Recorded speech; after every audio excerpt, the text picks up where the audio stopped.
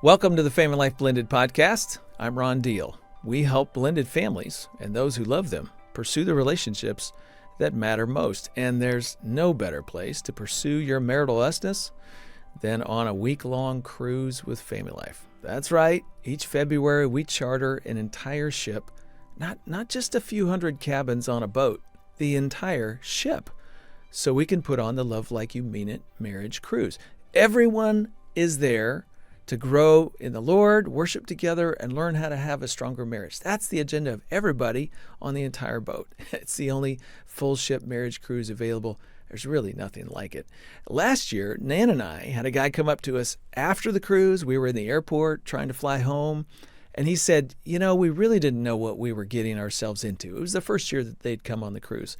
He said, but by the first session, on the very first day, we were convinced that we were in the right place. And then he said on day 2 of the cruise, we went and reserved our cabin for 2026. That just tells you how great of an experience it really is. And that reminds me, there's still space on the 26 cruise. You can join Nan and I, marriage authors and Christian teachers, concerts, all kinds of fun, great stuff, and about 2,000 other couples from around the country who all want a stronger family. It's a wonderful environment. You really will love it. Our stops change every year. In 2026, we're going to go to Honduras, Costa Maya, and Cozumel. All that and more on the 2026 Love Like You Mean It marriage cruise. And you're probably wondering, why am I telling you all this? Well, first of all, I want you to come on the cruise. I really think you're going to have a fabulous time. And we have breakout sessions specifically for blended family couples. And that's my second reason for telling you all this. Last year, 2025, Gayla Grace taught a workshop for blended family couples on the cruise. There were a bunch of people in the room, by the way. Her topic was the stages of stepfamily development. So what we're going to do on this edition of Family Life Blended is we're going to share with you that workshop. If you don't know who Gayla is, she is a blended family author and speaker who is part of the Family Life Blended team. You hear her often on this podcast. She also hosts our monthly live stream called Women and Blended Families. By the way, you can be part of that live audience for the next one. It's the second Tuesday of every month. And if you miss it, well, you can always go to YouTube and watch the previous episodes. The show notes have a link that'll get you to the right spot. Okay, so here's Gayla on the 2025 Love Like You Mean It cruise, talking about the stages of stepfamily development. Hey guys, I am so glad to see you here this afternoon. How's your cruise going? Can y'all believe we're towards the end of our cruise and about to have to go back to real life? My name is Gayla Grace. I serve on staff with the Family Life Blended team as a writer and a speaker.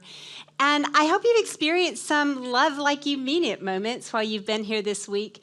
My husband and I had one. Actually, it happened before we ever got on the boat. We were coming into Miami and gathering up all our bags. You know how it takes a lot of bags to do this stuff. And we each had 2 bags, we each had carry-ons, and we couldn't find the elevator to get up to the next floor, so we had to get on the escalator. Now, one of my suitcases had a really wonky wheel. I knew that, and I asked my husband, okay, I'm nervous about getting this luggage on that escalator. And he's like, we got to go. I'll take it. And so he graciously takes my bag, and we get on that escalator, and we start going up, and that wonky wheel, it falls off the step.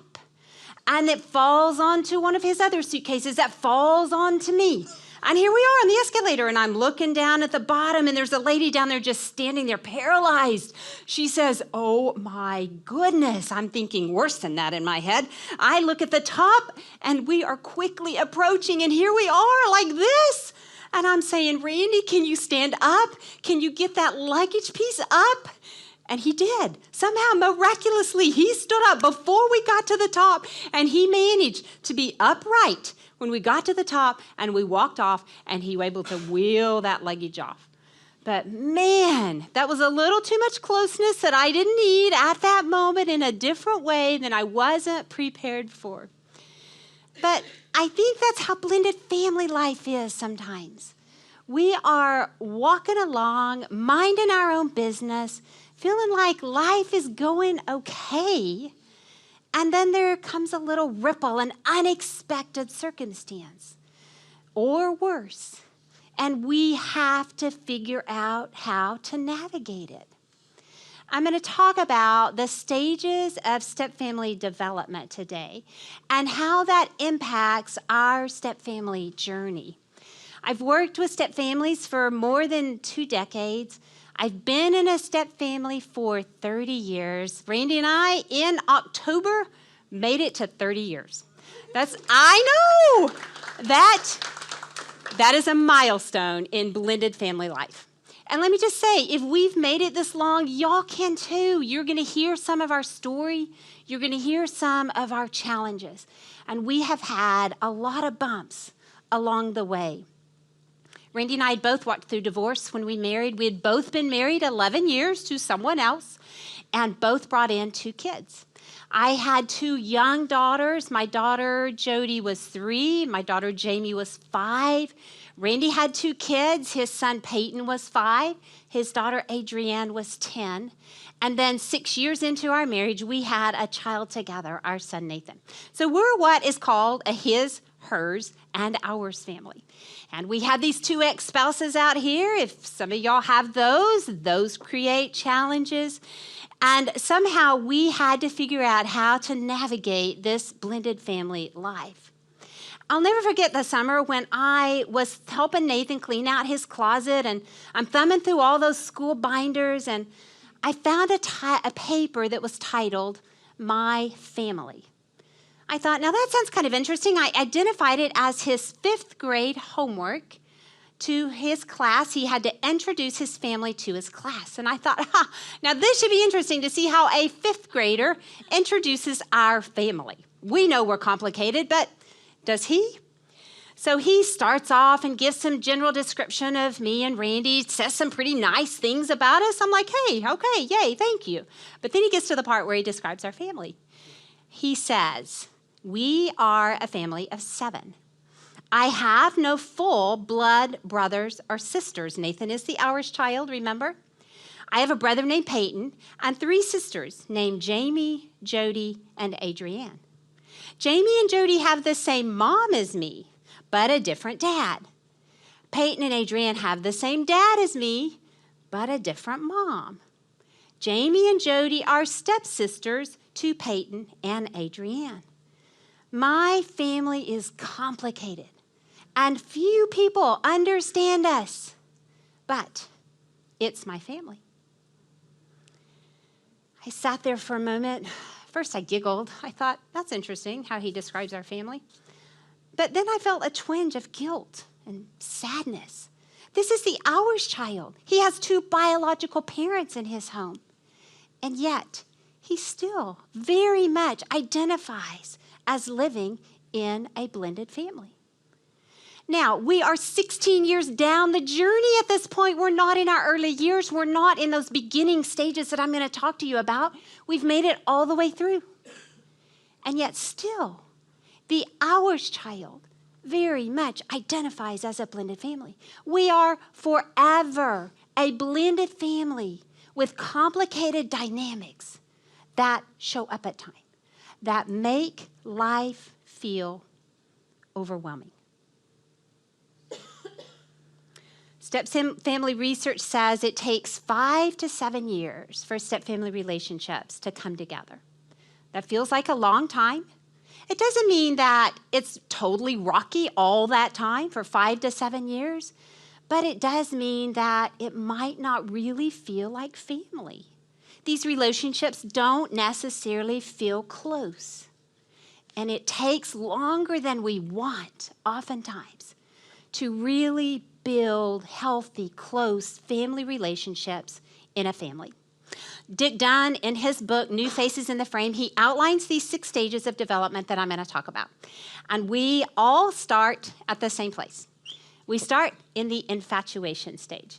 This is a fun stage. We're in love. We are looking forward to what lies ahead. For me, I'd had a really dark season back here. My first marriage was rough, and I was looking forward to a new beginning at marriage, and my house was going to have a white picket fence around it because things were going to be really good. In this infatuation stage, we often negate our kids' feelings. We don't recognize that they're not quite as excited about blended family life as we are. Research says they're often a year behind the adults emotionally. They're not in the same place. They're not excited about a new family because for them, it feels like another loss. Particularly if they've walked through the death of a parent, they've really bonded with the other parent. Those single parent years are pretty special. And so now they realize that there's somebody else that's moving in with my mom or my dad. And what's going to happen to me? What does that mean for me? If they've walked through the divorce, it's the same thing. They've already experienced loss when their biological parents separated. And they might not have worked through all of those feelings, and now they got to deal with another transition. My parent is going to remarry. I'm not quite sure how I feel about that. But for us, adults, we're in a different place. However, it doesn't take long for the illusion and fantasy of infatuation to give way to reality. Generally, within the first year, at some point, somebody within the couple relationship begins to think, what have I done? They begin to recognize some bumps. They begin to see some things that they didn't see during those dating years. Maybe there's an ex-spouse over here that's a little more involved than you thought. And it feels like they completely control this home.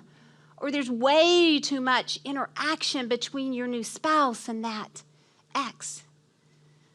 And you don't know how to navigate that. For us, I didn't know how to be a stepmom. I was raised in a traditional family, had no clue about stepfamily life. Our kids didn't like each other.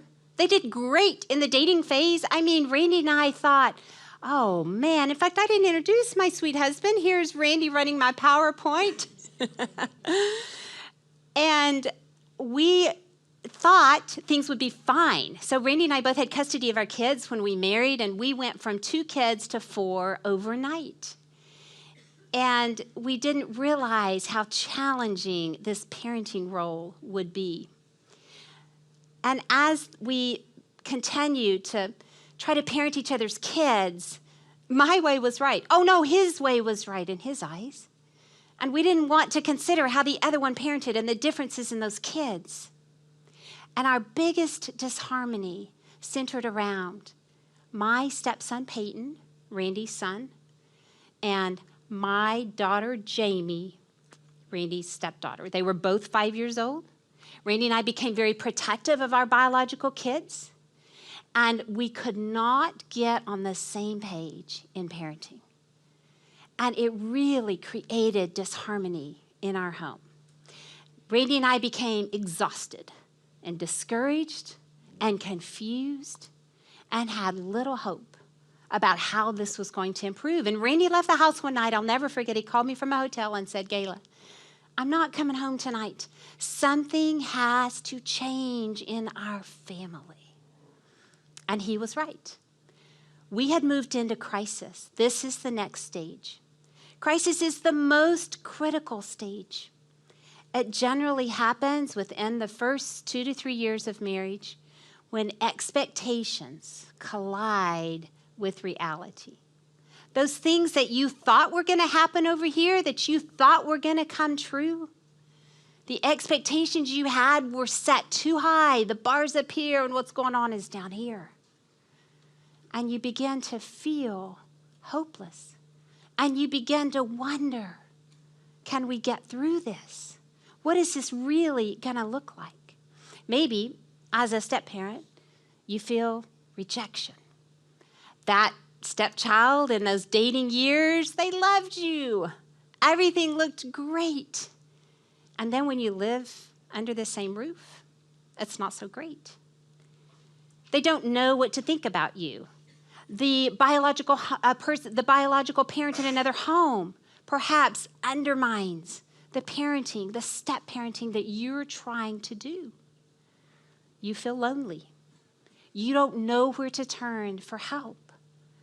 You feel like an outsider. That's a common position as a step-parent. We don't know the insider jokes. We haven't been on these vacations. And we feel lonely and isolated. That can send us to crisis stage also. The crisis stage can be one of God's greatest gifts because it forces change. Or somebody turns back. Particularly for those who have been through divorce, it's easy to think, I've done that before. I can go back to divorce. You see, for me, I had been a single mom to my 2 girls. It was not easy, but I knew how to do this.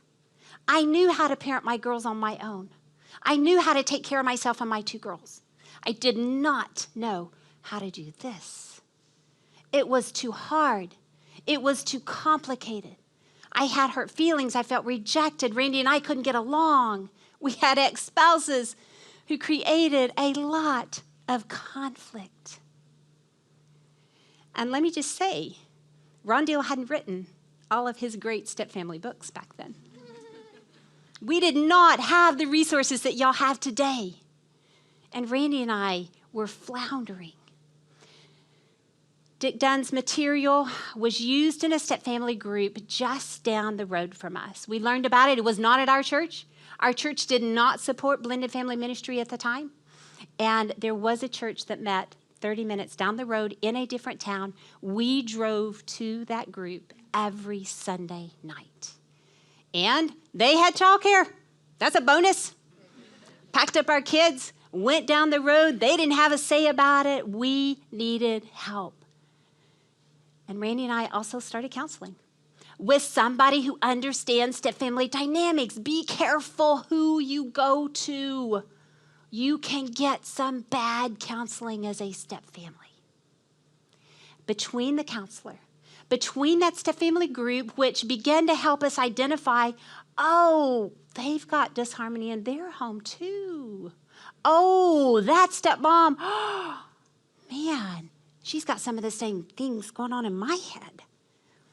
We began to see others who were a little further down the road, and they gave us some tools, and they helped us understand better how to do stepfamily life. They helped us lower our expectations a little bit in these early years. We had a lot of people in our home, and the more people in your home, the more complicated your blended family is. But between the group and our counseling, Randy and I began to find some tools that helped us understand that maybe we can make it.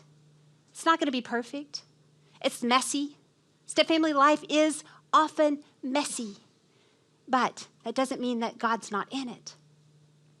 A statistic I read a few years back that I believe still stands true today reports that of step couples who divorce, 25% divorce within the first 2 years, and 50% divorce within the first 3 years. Of step couples who get divorced, do you see how often it happens? Within the first 3 years. These are the integration years, is what we call them. We're trying to integrate 2 families.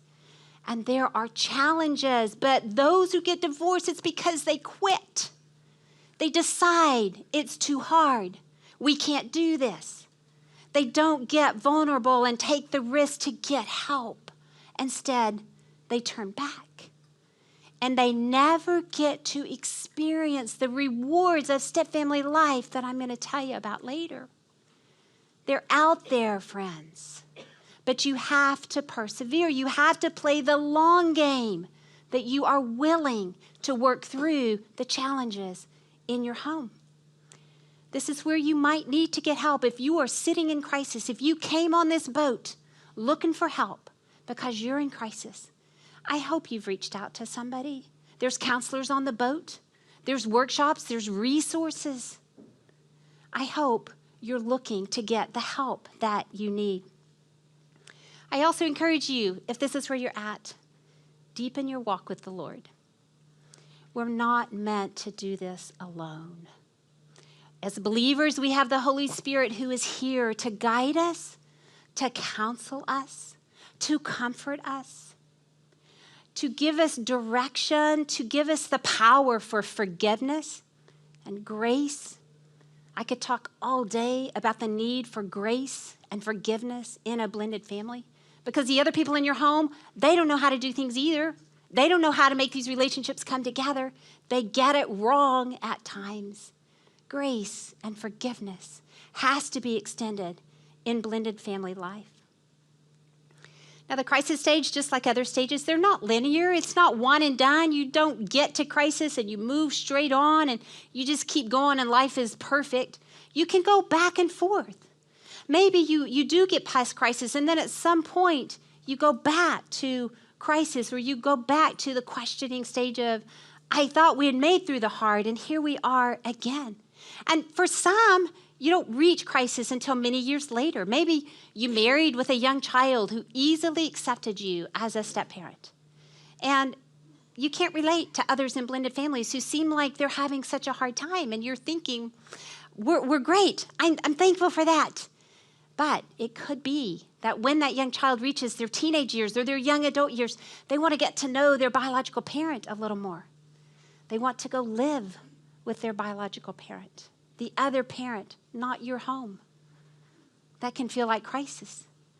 That's really hurtful when it happens. And it doesn't mean that you've done anything wrong. It just means they want to get to know their other biological parent in a different way. Sometimes crisis happens as you're planning weddings. Even events, graduations, graduation parties, when you have to see that former spouse so many times. It can create some hard feelings. And if you're not able to express those feelings, talk about them with somebody, maybe not your spouse, but with somebody, work through those feelings, journal them, do something with those hard feelings. There's many things in step-family life that can lead to crisis. One of the things that I've learned that God has really taught me is trust me. Even if you don't understand what's happening. Proverbs 3, 5, and 6. Trust in the Lord with all your heart. Lean not on your own understanding. In all your ways, acknowledge him, and he will make your path straight. He does not say, lean on your own understanding. There are so many things in step-family life that I don't understand, that I don't like. There are a lot of things that have happened in our step-family I don't like. And yet, God asked me to trust him. Sometimes we see things backwards. Sometimes in hindsight, we understand things better. But when we're here in the midst of uncertainty is when God asks us to trust him. When we had been married about 8 years, we went back to crisis. We had begun to form relationships, and we were beginning to feel like family. And we began to think, we can do this. We're going to make it. But we had a far bigger, a far harder challenge this time. My stepchildren's mother was diagnosed with cancer. Treatments didn't work. She got very sick. And a year after her diagnosis, she died. My stepchildren, Adrienne was 19. My stepson, Peyton, was 14. Very vulnerable ages to lose a mom. Randy and I didn't know how to parent grieving teenagers. All of the relationships in our family were affected. All of our relationships took steps backwards as we tried to navigate this tragedy that had happened. But this time, Randy and I had a few tools. We had a counselor that we could go back to. We had a step-family group that I had friends with and Randy had relationships with, and we could ask for support because this was a very hard season for us. But we had done hard before, and we knew we could make it through hard again, and we did. God gave us the tools and the grace and the wisdom to get through this season. Now, not every blended family experiences dramatic crises, but many do. Step-family life is complex. And but I just want to say there is hope on the other side of crisis. If you're in crisis, when you get to crisis, there is hope on the other side of it. After the crisis stage, the last 3 developmental stages usually happen between the 2nd and 5th year in a family that it's blending. It can take longer with more complicated dynamics. Randy has always called us remedial blenders. Yeah, it means we were a little slow, but we got there. Blending does occur, but there's no magic formula. I'm not going to sit here and say within 4 to 7 years, your family is going to blend. There are lots of complicated dynamics for blended families. So don't put a timetable on it. The next stage, the possibility stage. Okay, this is the 4th stage, the struggles that led up to crisis. It doesn't mean they've all been worked through and everything is perfect. It just means you began to see a light at the end of the tunnel. You began to see that this crisis doesn't have to rule your home. Perhaps you've gotten some help. You have figured out how to work through the disharmony that was happening. You and your ex-spouse have developed an amicable relationship, hopefully. Maybe that feels better to you. That stepchild that you've had such a difficult time, you begin to relate to them. You begin to understand them better. And you begin to feel comfortable in your role. The step-parent role can be very ambiguous. It's very confusing. But as we move further down the road, we begin to understand our role a little bit better, and broken relationships begin to heal. The 5th stage, the growth stage, it follows the heels of possibility. And there's been growth from the beginning, but now you feel the growth often. You begin to recognize the rewards of your efforts, and you begin to feel that you can take more steps forward than backwards. You can relate to these kids in a different way. As step-parents, we began to feel more comfortable in our roles, but I want to stop here and say something to those of you that are step-parents, particularly if these kids were older when you married, if they were in their late teens or their young adult years. These kids are not interested necessarily in bonding with a new family. The natural developmental stage for kids as they get older is to leave the nest. That's how it's intended to happen. So it doesn't mean that they want to invest in the relationships in your home. We want them to, but it doesn't mean that they care about that. It doesn't mean that you're doing anything wrong if you're still being rejected as a step-parent. It just means that that child is on their own journey. It doesn't mean that you quit trying either. You nudge them in gentle ways. You help them to know that you do care. You send them a happy birthday message. You text them on a difficult day just to say, I'm praying for you. You don't go in hard and you don't insist that they love you. You just continue to stay in touch. My friend Lauren Reitzema has written a book called In Their Shoes, helping parents better understand and connect with children after divorce. So she grew up in a step family. She was in her later teen years, young adult years, when her dad remarried and brought a stepmom in. She did not care about developing a relationship with that stepmom. She'll say her stepmom was a dear person, but she wasn't interested in a relationship with her. And she knows, she'll talk about it years later and say, I know what I did was hurtful to my stepmom. I can see that now. But what she also says is, you cannot refuse forever someone who loves you well. Step-parents, that stepchild cannot refuse forever someone who loves them well. Press on. Pray for your stepchild's heart that they would want a relationship with you. Ask for wisdom on how to be in this stepchild's life.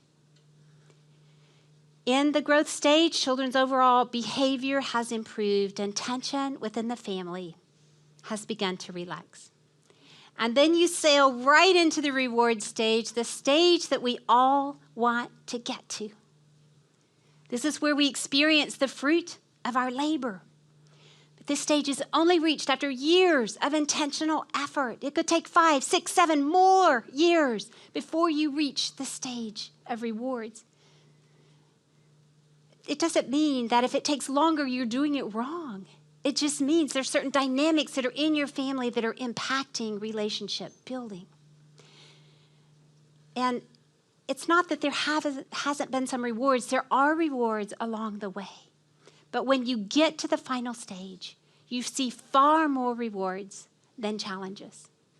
But sadly, for many step families, they don't get here. They quit. They decide it's too hard. They don't reach out for the tools. And they never get to experience the rewards of step family life. Y'all, they're out there. I can tell you. I'm going to share some with you. For those who persevere, the reward of harmony in relationships far outweighs the burden it costs to get there. And you begin to reshape those difficult years with hope and anticipation for the future. And once reached, the rewards continue to come, reshaping the memories of difficult years with hope and anticipation. Now, I'm going to show you a couple of pictures. Our blended family began in 1995 as a family of 6. There we are in all our glory. Those are my 2 little girls, Jamie and Jody. Those are Randy's kids right next to him. I want you to notice something about this picture. My biological girls are right next to me, and Randy's biological kids are right next to him. If you go back and look at your early pictures, this is likely how it is. Because our biological kids, they feel safe with us. They know that we are right there protecting them. And what we didn't know was we had a long road of blending ahead that would include a lot of bumps. And here we are, almost 30 years later. This is at our son's wedding last July. So that is the son we have together. I'm standing by Nathan. And let me just tell you something different about this picture. Besides the fact that there's more people in it. The gal standing next to me, that's my stepdaughter. It's Randy's oldest daughter. My 2 girls are the ones on the end. My biological girls are on the end. You see, kids no longer have to stand next to their biological parents. They can stand next to a step sibling. It's okay, it doesn't matter. Because love and redemption and hope has won over all the challenges that started in those early years. We've added 2 daughter-in-laws, 2 son-in-laws, and 2 grandbabies. And let me just tell you, grandbabies are a sweet thing for step families. Grandbabies don't know step grandparents. All they know are parents. All they know, I'm Gigi. This is Granddad. That's who they know. Now, both of the girls holding babies are my biological girls. But Randy is their step-granddad. They will never call him that. Grandparenting is another way that a family can unite and bring relationships together. The rewards are too many to experience, to explain. And we do not take credit for them. I'm going to tell you some of our rewards, but to God be the glory for the rewards that we've experienced. For me, I told you about my stepson, Peyton. Had many, many challenges with him, especially after he lost his mom. Our relationship was really tenuous. And almost 20 years later, Peyton was in his young adult years. He wrote a handwritten letter to me on Mother's Day. He says to me, "Happy Mother's Day. I want to take the time and express my appreciation to you as my mother." It's in caps. He never calls me mom. "You've been there through everything. My first love, my first heartbreak, college, high school graduation. Literally, you've been there through it all. Thank you for giving me advice and good examples over the years, even though I know I pushed back. You were still there for me." He goes on to say some other things. "I know I had a great mom all along," and then he closes and says, "Thank you for always being there for me. I love you, Gayla. Your son, Peyton." You see, we don't know the impact we're having in our home until later. Our kids don't know how to express this stuff. I remember feeling like a step parent that I wasn't making a difference. Why was I even here? Why did it even matter if I stayed in this family? And yet, we do find out later the influence that we have had if we don't quit. Randy's had his own rewards. For my girls, their dad stepped out of the picture in their teenage years. We didn't even know where he was for many years. And Randy continued to invest in my girls. They eventually asked if they could call him dad. Of course. Now, that doesn't happen for everyone. It depends on the situations and the circumstances. My stepkids don't call me mom. They call me Gayla. But for him, he was there, and they really related to him as a dad. And so then my youngest daughter married first, and she went to Randy and said, "Hey, Dad, will you walk me down the aisle?" Wow, what a blessing for a stepdad. My older daughter married a few years later, same thing. "Hey, Dad, will you walk me down the aisle?" Huge blessings in blended families. We didn't go this journey alone. We had churches, and ministers, and friends, and counselors, and people who invested in us along the way and helped us recognize there was hope on the other side of crisis. I pray it's the same for you, and I want you to think about, what stage are you at? I've been through these stages. I'm going to briefly mention them again, and I want you to think about, where are you at? I would guess we're past infatuation, right? I mean, that's kind of that early stage, and yeah, I can see y'all are done with that stage. So, where are you at? Are you in crisis? Are you struggling? Are you trying to figure out what's my next step to make it in this step family? Maybe you've worked through crisis and you're in possibility, or you're in growth and you're beginning to recognize that you're experiencing the fruit of your labor. There's still some bumps. These relationships aren't where you want them to be, but you see some growth and you recognize it looks like you're going to make it. You have renewed energy to invest in your relationships. Or maybe you've made it all the way to the 6th stage. You're in the reward stage. You experience far more rewards than setbacks. And if this is where you are at, I encourage you to invest in other step families. They need you. They need to know they can get to where you're at. You see, our churches don't do a great job of supporting step families.